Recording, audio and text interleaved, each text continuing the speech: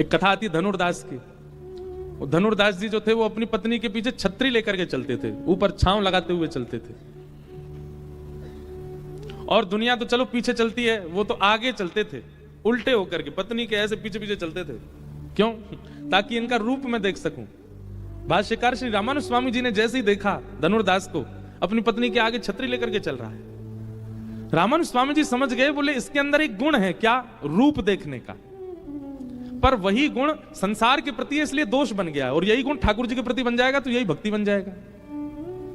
और श्री रामानुज स्वामी जी ने कृपा की और धनुर्दास को कहा हम तुम्हारी पत्नी से भी सुंदर रूप दिखाएं, वचन दो उनके ऊपर छतरी लेके चलोगे।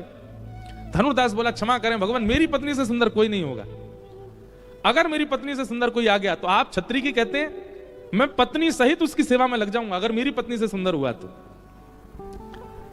भाष्यकार रामानुज स्वामी जी उसको लेकर के गए, रंगनाथ भगवान पौड़े हुए हैं। वैसे तो सदा सबके लिए मूर्तिमंत रहते हैं, पर आचार्य आज्ञा होते ही ठाकुर जी माने ना, ऐसा हो नहीं सकता।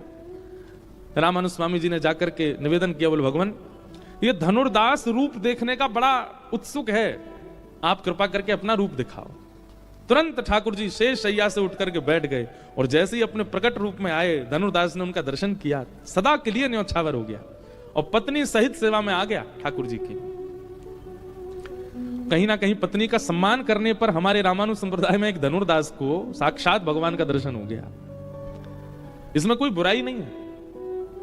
पत्नी का सम्मान करो, पत्नी की खूब रक्षा करो, खूब आदर दो, उनको आदर देना प्रारंभ करो, ठाकुर जी देते हैं खूब। और द्वारिका लीला में तो पूरी लीला है, ठाकुर जी कितना आदर, केवल रुक्मणी नहीं 16,108 पटरानियों को ठाकुर जी आदर देते हैं।